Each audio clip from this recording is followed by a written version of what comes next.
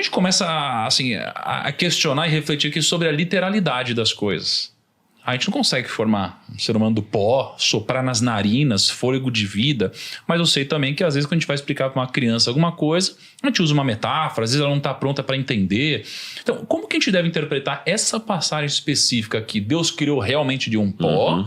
Ou a gente talvez não seria capaz de compreender, então Deus colocou de uma forma lúdica para que fizesse sentido para a nossa capacidade? Bom, devemos levar em consideração 3 coisas ao ter esse texto. Alguns de mente mais científica vão falar, isso aqui é ridículo. A gente já sabe que o ser humano veio do Pithecanthropus erectus, do Homo sapiens, o Homo ergaster, o último é o Homo sapiens, e fomos evoluindo, e depois veio a Eva mitocondrial. Então tudo isso aqui é balela.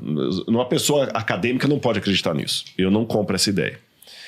A segunda maneira é ficar assim, achando que Deus foi ditando para Moisés palavra por palavra, e Moisés foi escrevendo e tudo mais, e literalizando até algumas coisas aqui que às vezes não... Gênesis foi escrito por Moisés. A terceira via, que é a que eu mais aprecio, é aquela assim, Moisés está descrevendo uma história real, que isso realmente aconteceu, mas com uma linguagem humana. Uma linguagem humana que ele aprendeu do deserto. E a linguagem humana, ela não é o suficiente para descrever mistérios celestiais. Então ele está usando o máximo que ele pode da sua capacidade de vocabulário para descrever uma realidade que está muito além da sua compreensão. Porém, essa terceira opção aqui não me permite colocar tudo agora na conta da alegoria. O ser humano, de fato, foi feito do pó da terra. E mesmo na ciência, nós sabemos que, eu não vou arriscar a percentagem correta aqui, porque eu posso errar, mas um percentual acima de 2 dígitos indica que o nosso corpo é feito de materiais que estão na Terra. Isso é fato.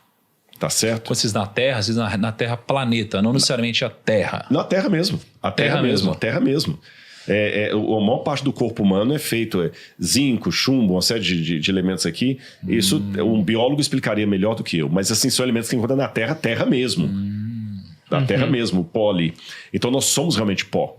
Nós somos também pó. Tanto é que o corpo humano ele vai se desfazendo. Com o tempo ele vai virando realmente pó e adubo. E o que é o adubo? Senão justamente material orgânico que vai virando terra. Depois a minhoquinha vai lá, come aquela coisa toda. Então o nosso corpo é constituído realmente de elementos da Terra, não planeta. Estou falando da Terra ali. O soprar nas narinas o fôlego de vida, quando Deus sopra, é o elemento vital que Deus coloca em nós. E a junção do elemento vital, o sopro de Deus, com o pó da terra, resulta em alma vivente.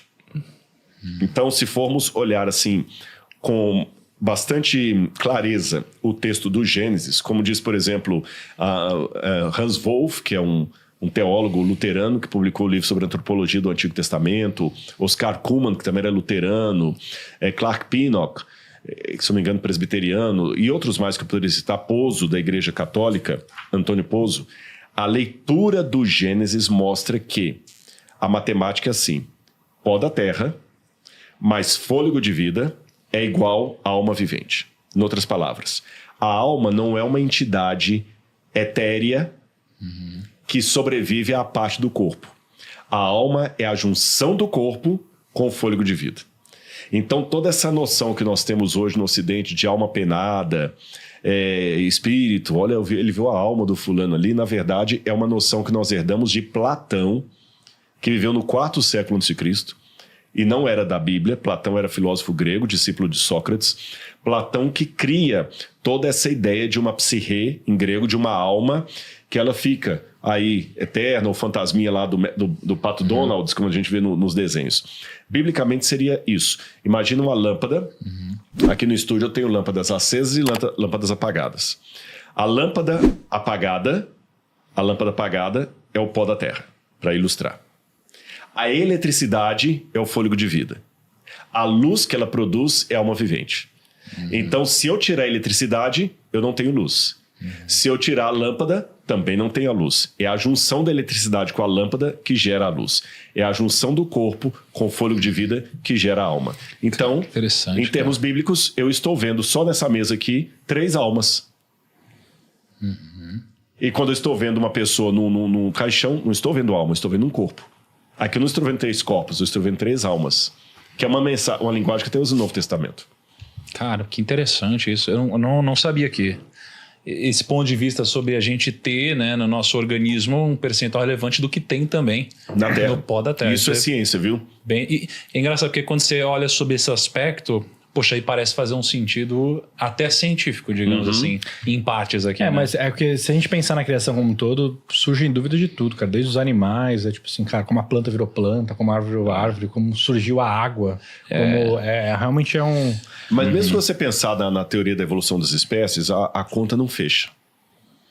Não, eu já vi Mas por que não? Um vídeo de alguém falando que, tipo assim, cara, se o Sol fosse 0,01% mais longe ou mais perto, a vida na Terra já não existiria, entendeu? Que a água não se sustentaria no planeta, que isso a gravidade... Isso aí é o ajuste fino que eles chamam. Ele fala assim que é muito preciso para ser um sem querer de uma explosão, entendeu? Esse é um ponto. E ele tá certo. O ajuste fino, ele é tão assim, milimetricamente, menos que micromineticamente ajustado, que até um dia conversando com o Sacani mesmo admitiu para mim, o Sacani, ele já gostou de OVNI, né, de UFO, mas hoje ele não acredita mais em OVNI. Aí a gente num bate-papo, eu gosto muito de conversar com o Sacani, é um camarada ateu, e eu sou crente, ele é ateu, e a gente já teve conversas tão agradáveis, tão boas. Acho que dá pra se respeitar, sabe? E numa das conversas que a gente teve, eu tô falando de público porque essa conversa foi pro ar. Ele falou assim, eu perguntei, você acredita na possibilidade de vida em outros planetas? Ele falou assim, não. Eu falei, por quê? Ele falou, porque a chance matemática da vida existir por espontaneidade é tão remotamente absurda que eu não consigo acreditar que a coincidência que aconteceu aqui possa acontecer em algum outro canto do universo. E ele está certo, de acordo com os elementos de raciocínio dele. Se não existe Deus, se o que está aqui é apenas uma coincidência, um jogo de dados, é tanta equação para acontecer por coincidência, gente, que você vai colocando equação sobre equação, é a coisa mais absurda do que se eu falar assim que eu vou jogar 1000 vezes na lotérica, marcando os números de olhos fechados e vou ganhar as 1000 vezes sozinho. Sabe assim, Rodrigo? Sim. Matematicamente, a chance do acaso acontece. Eu posso jogar a garrafa aqui e ela cair em pé. Mas assim, é muito remota. E você vai jogando tantas coisas. Como é que você tem a abelha que está ali na colmeia e ela precisa justamente do néctar. E existe a abelha, existe o néctar, ela vai lá. É uma engrenagem muito bem gerada. Falar que isso tudo é fruto do acaso é como dizer que houve uma explosão num monte de nada. E dessa explosão, as pedras caíram, montando um edifício completo, pintado, rebocado, com elevador.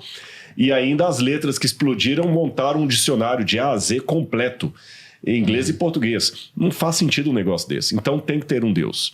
O segundo ponto que eu falei que a conta não fecha é que quando você exclui Deus e tenta explicar toda a majestade da vida apenas por razões evolutivas, não bate a questão. Vamos falar especificamente sobre o ser humano. Todos os estudos feitos até hoje por linguistas mostram, vários que Noam Chomsky, que eu posso citar, e outros mais, Baba, que é da Índia, todos os estudos mostraram até hoje que o ser humano precisou aprender a falar por outro. A fala não é um instinto humano. O cachorro late sem ninguém ensinar. O latido do cachorro é instintivo. O miado do gato é instintivo. A fala humana não é instintiva. Ela demanda ensino e aprendizado. Interessante isso. Se não existe Deus, se nada disso aqui aconteceu, como é que o ser humano começou a falar? Sendo que, e não é uma questão assim, não, É que ainda não encontramos a explicação. Não é que não encontraram a explicação. É que todas as explicações já dadas convergem para o fato de que a fala é fruto de aprendizado. Então não existe esse negócio... Não é, que alguns falam, não, é porque não encontrou a explicação ainda. Não, já encontrou a explicação, é essa. Então como é que o ser humano começou a falar? E aí vem a pergunta, o que veio primeiro, a fala ou o pensamento? Você não resolve isso aí na evolução das espécies. Aí vem a ciência e descobre que todos nós somos descendentes de uma mesma mulher, a Eva mitocondrial. Fizeram todo um estudo dos seres humanos e 100% da humanidade que está hoje na Terra é descendente de uma única mulher que viveu há cerca de 6 mil anos. É mesmo isso daí? É. Pode dar uma gulgada aí. A 6 mil anos? 6 mil anos. Eva mitocondrial. Que isso? Caramba. A Eva mitocondrial. É só usar lá, Eva mitocondrial. Aí eu sei, antes que eu venha um hater me atacar aí, a Eva mitocondrial não tem nada a ver com a Eva bíblica. Eu sei. Os cientistas deram o nome de Eva mitocondrial assim, como você pode dar o nome de Arca de Noé, né? para uma ONG. Vou chamar Arca de Noé. Porém, vamos pegar o que o conceito está falando. Que a humanidade toda é filha de uma única mulher há milhares de anos. Cerca de 6 mil anos, tá bom? Agora, o que não está provado? Não, havia outras mulheres na época, mas todas morreram. A única que conseguiu sobreviver e gerar filhos foi essa. Caramba, que coisa Você coisa entendeu? louca. Interessante isso. Doideira, mano.